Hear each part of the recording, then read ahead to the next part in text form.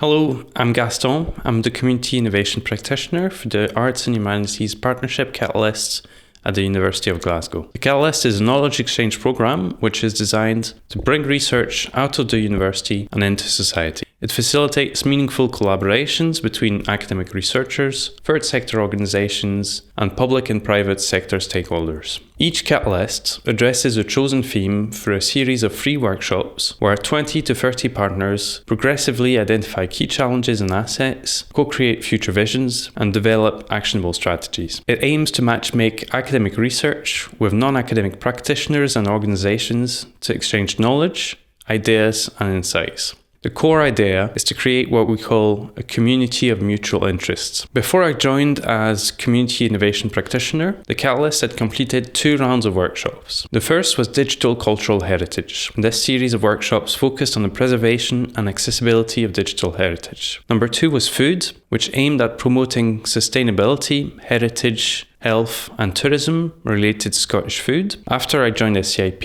we conducted 2 more catalysts. Number 3 was Mental Health and Wellbeing, which explored the value of the arts and humanities in addressing mental health and wellbeing. Finally, number 4, which is Governol Parish Church, is the focus of my presentation today. It represents a shift towards a place-based approach in our catalyst model. To better understand and contextualize the catalyst, I collaborated with the team to articulate the process and value more clearly. This led me to propose and conceptualize what I call the AAA model, derived from the pre-existing 3-part structure of the first 3 catalyst workshops. The initial phase, Assets, focuses on articulating existing assets, relationships, and ideas. Through a collaborative working group, participants map out these elements and discuss potential initiatives to align with wider communities. The second phase, Augment, aims to connect the initial vision with a broader network of stakeholders. By brainstorming a collection of future visions, the workshop builds connections and co-creates narratives that aim to illustrate collective aspirations.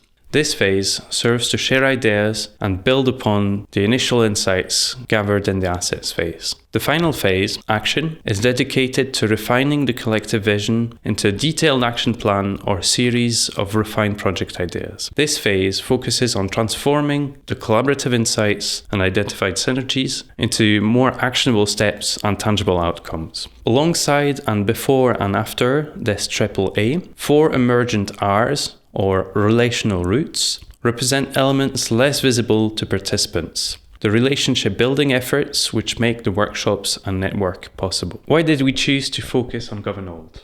First is that Governol sits within GRID, the Glasgow Riverside Innovation District. This is a major area of investment which is aimed at stimulating industry-academia collaborations.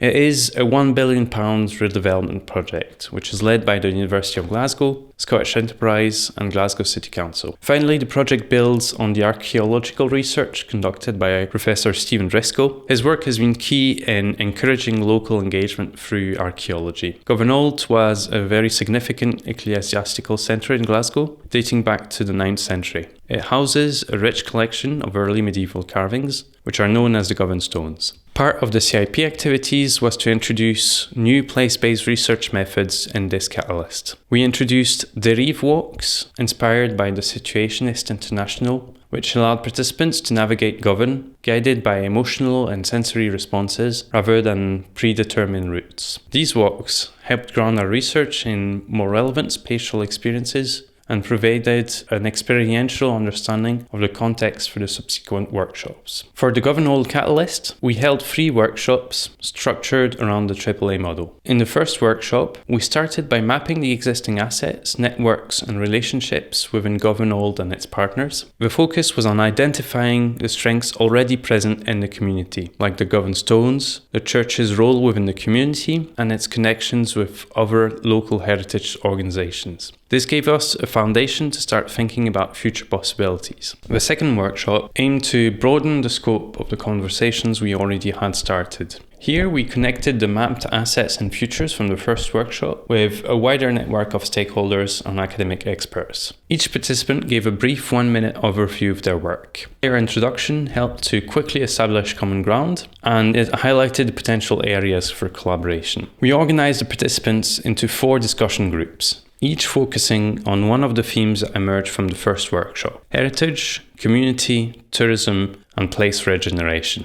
The final workshop was about turning these ideas into concrete, actionable plans. Each group then used coloured blocks to structure their project proposal and context, focusing on defining clear aims, stakeholders, actions, and expected outcomes. But due to the lack of government-based voices in the room, it was decided to leave these briefs more open-ended rather than producing strict proposals. One key insight from this workshop was the need for deeper community involvement in future iterations and initiatives. While we had strong representation from heritage and academic sectors, there were fewer direct contributions from local voices. Several participants stressed that ensuring Governol's future success requires local leadership and community needs analysis. To wrap up my presentation, I'll play a clip from the podcast we produced where you'll hear Cheryl McGeehan talking about her experiences of participating in the Mental Health and Wellbeing Catalyst. My name is Cheryl McGeehan and I'm a senior lecturer in human geography here at the University of Glasgow. I asked Cheryl why she wanted to participate. So I think the Catalyst provides a really good opportunity to experiment with bringing community partners into the university and to have a kind of setting where collaborative potential was offered. And I think for me that really spoke to the heart of my research, which is to collaborate and to find new collaborations and to think about how collaboration can be different or experimental. So it offered me a really good opportunity for that.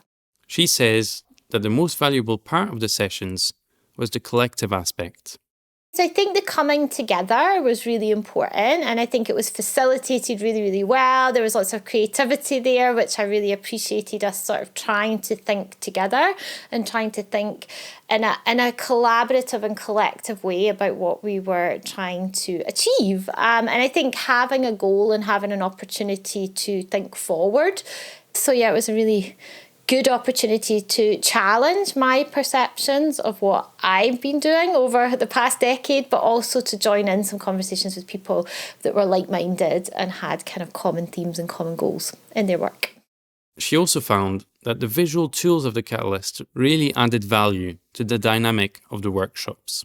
Yeah, I really liked when we were working in groups and to have the participation from the art school I thought was really genius and really important, because I think having a visual mapping board, I'm not quite sure what the technical term is, but to have something visual to work through as a group, I think particularly helped facilitate conversation between academic and other partners, because I think sometimes if we're always speaking just in words, it can sometimes be intimidating, it can sometimes be confusing. So I think to have a visual prompt was really important and really encouraged us to think in a kind of mapping way. So I find that really effective and certainly something I would like to use going forward when I'm working with communities as well.